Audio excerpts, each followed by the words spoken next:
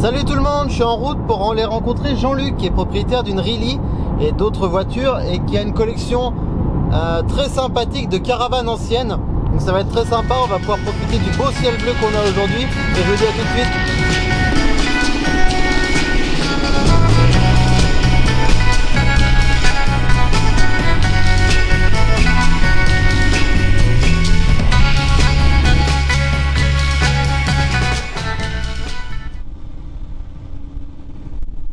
Jean-Luc, merci beaucoup de m'accueillir. Est-ce que tu peux me dire de quelle année est cette voiture? 1935, châssis d'une berline à l'origine quand même, et moteur d'orige, boîte d'orige. Avec un système de boîte très particulier, tu m'as montré tout à l'heure quand on était en train de rouler. C'est une boîte présélective Wilson, c'est-à-dire on passe les vitesses au levier de vitesse qui se trouve au niveau du tableau de bord. Mais si on ne débraye pas, la vitesse ne passe pas. Elle ne passe que lorsque on débraye. Et on anticipe donc le passage de vitesse à la main et on passe les vitesses au pied en débrayant. Et puis voilà, ça pèse, je ne sais pas si ça pèse 600 kg. Donc c'est une voiture qui est entièrement une carrosserie en aluminium, refaite un tout châssis à la main. Le cul a été fait d'une seule pièce, je crois, tout à la main. Et puis là, c'est un boulot de titan. Elle a été refaite complètement de A à Z. Moteur refait complètement. Il n'y a que la boîte qui n'a pas été retouchée. Et puis ça, c'est une voiture pour se faire plaisir sur circuit. Puisque le confort sur route est quand même particulier. Ah, c'est une tenue de route au-dessus de 110, ça passe, ouais, c'est un petit peu difficile, ouais. Alors, ça monte à une vitesse de 140, 150, mais bon, Alors, frein à câble? Oui. Tambour à câble? Frein à câble, oui.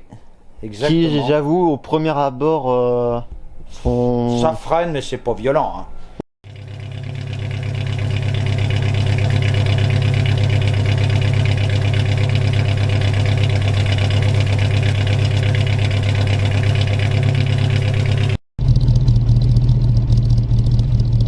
Sérien, la plus connue, toujours en sérien, donc 4 phares, cette caisse avec ce petit feu en aileron là, qui est bon, la plus connue et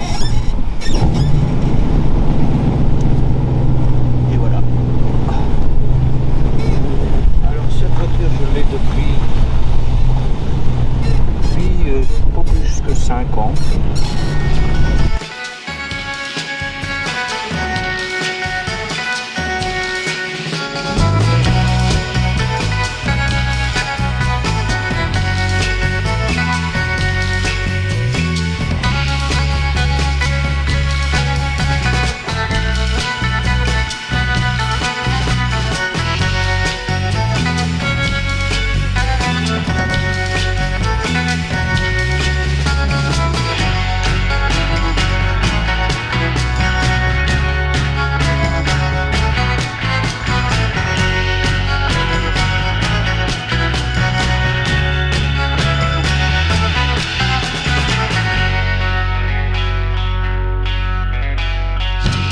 Des caravanes identifient tout de suite au premier regard que c'est une caravane Notin, marque qui existe toujours mais en faisant des camping-cars aujourd'hui, et que je dirais que celle-ci est de 1949 et que il en resterait 2 connus.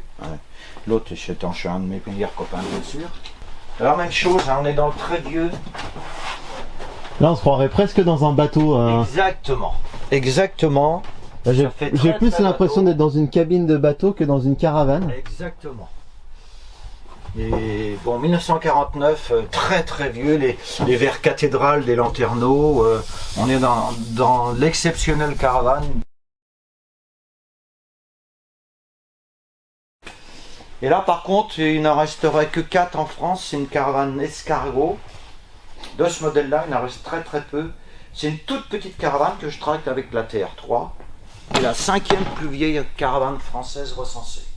1936, cependant ce n'est pas une caravane française, c'est une caravane anglaise, puisque sa porte n'est pas du bon côté. Et oui, en effet.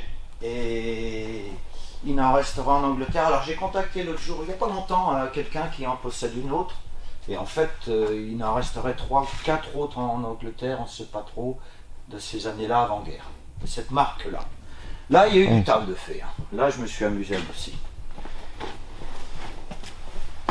L'échelle est bancale. Alors là, on est dans le luxe ancien à l'anglaise. Bon, c'est kitsch un peu. Oui, mais c'est le style, il faut que tout reste dans la... Là. Bien sûr, il y avait pas ces loupiottes, j'ai trouvé ça... des années 40, ces appliques, hein. Et tout le matériel qui va avec, on essaie de... Nous, on l'aime beaucoup. Du coup, comment on passe d'une traction en première voiture à 20 ans à une collection de caravanes et d'américaines et autres voitures à quel moment on passe de une voiture à 6 ou 7 caravanes Bah, c'est un parcours long, hein.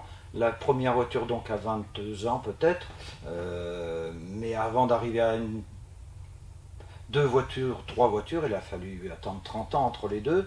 Et la caravane, une première parce que quand j'ai découvert que certains tractaient avec des vieilles voitures de caravane, j'ai trouvé l'idée passionnante. Pour partir en vacances avec une caravane et une vieille voiture, c'était un bon projet.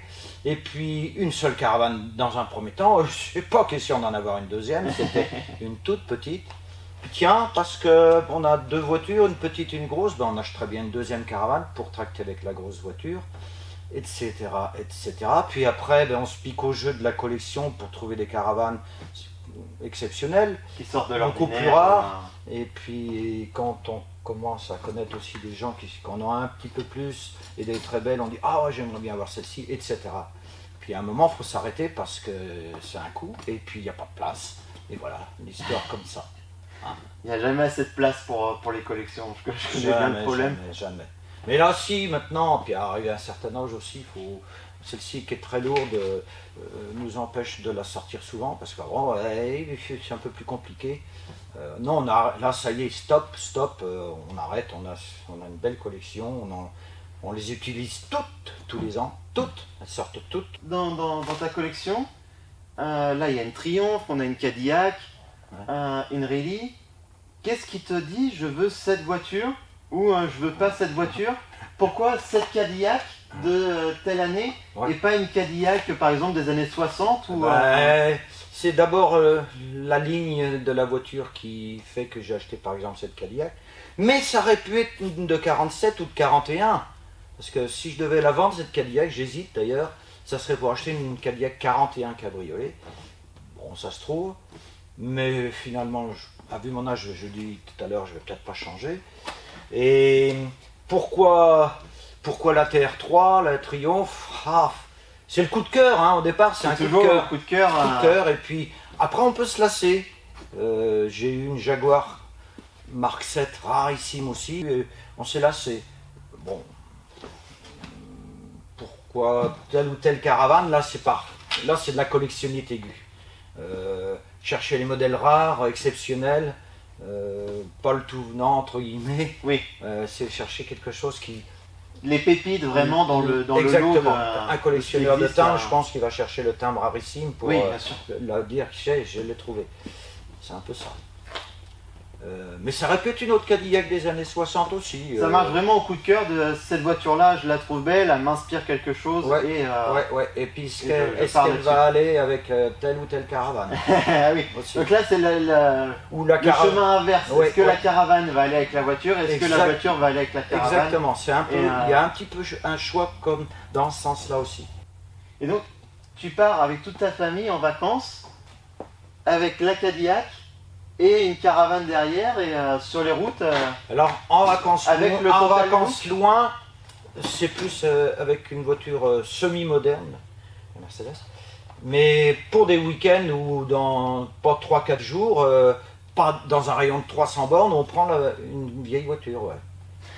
Alors plus de 300 bornes, on hésite, on prend souvent une voiture plus moderne.